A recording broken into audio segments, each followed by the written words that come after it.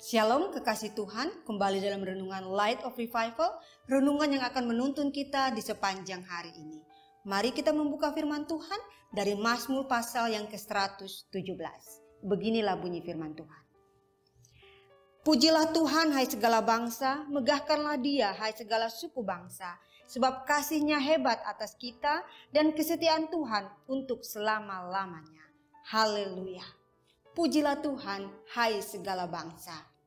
Kekasih Tuhan, Mazmur 117 merupakan mazmur terpendek di dalam kitab Mazmur, tapi juga dalam seluruh Alkitab dengan hanya berisi 2 ayat saja. Namun justru dalam 2 ayat yang pendek ini, makna atau pesan terdalamnya semakin terlihat. Bahkan Martin Luther menghasilkan 36 lembar halaman atas telaahnya untuk Mazmur 117 ini.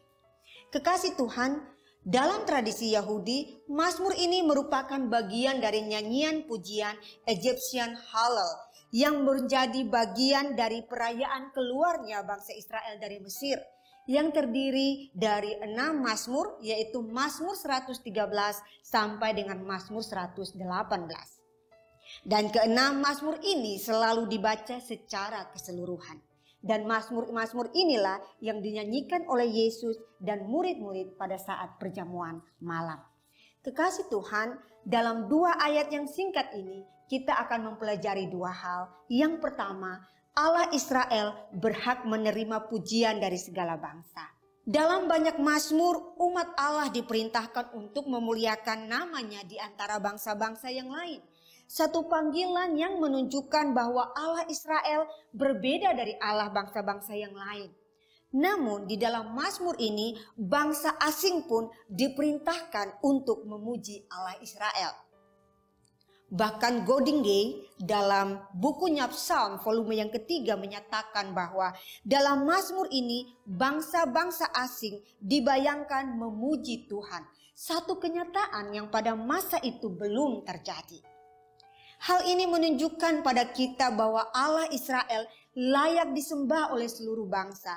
Allah Israel tidak dibatasi dalam konteks yang terbatas, yaitu satu bangsa pilihan saja. Melainkan melalui bangsa pilihan inilah Allah Israel harus diperkenalkan kepada bangsa-bangsa yang lain. Dan di Mazmur 117 ini Allah Israel justru memerintahkan bangsa lain mengagungkan kemuliaannya. Adam Clarke mengatakan bahwa bangsa asing harus memuji Allah oleh karena keselamatan yang disediakannya bagi mereka. Lebih lanjut Adam Clarke mengatakan, karena itu ketika orang Israel maupun orang Kristen menyanyikan mazmur ini, biarlah itu menjadi pengingat bagi mereka bahwa pujian kepada Allah akan penuh, akan sempurna ketika seluruh dunia ikut memujinya.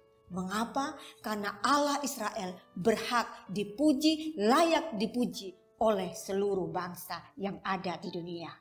Yang kedua, rencana keselamatan Allah bagi semua bangsa. Kekasih Tuhan, perlu diingat dalam zaman perjanjian lama sampai masa hidup Yesus, umat Israel menganggap bahwa berkat Abraham disediakan khusus bagi keturunannya yang dalam hal ini orang Ibrani saja. Sehingga bangsa lain sering dalam tanda kutip dipandang sebelah mata oleh orang Israel.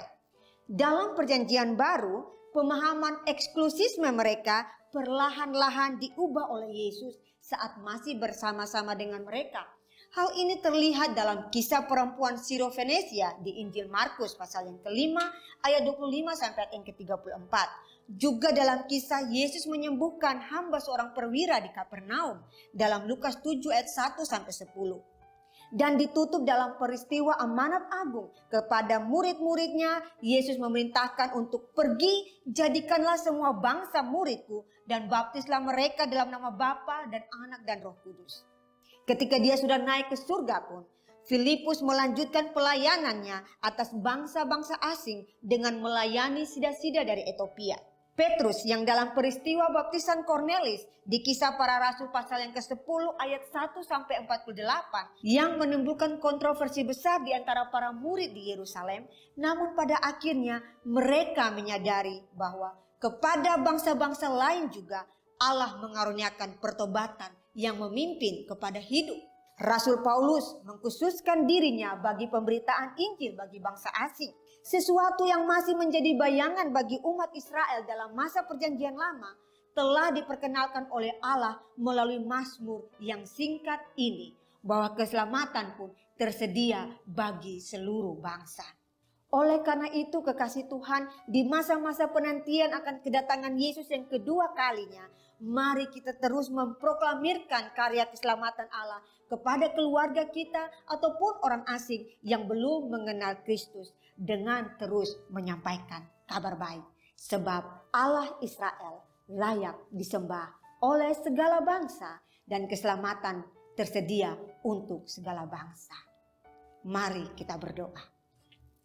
Bapa yang kami sembah di dalam nama Tuhan kami Yesus Kristus, terima kasih ya Tuhan untuk renungan firman Tuhan pagi hari ini.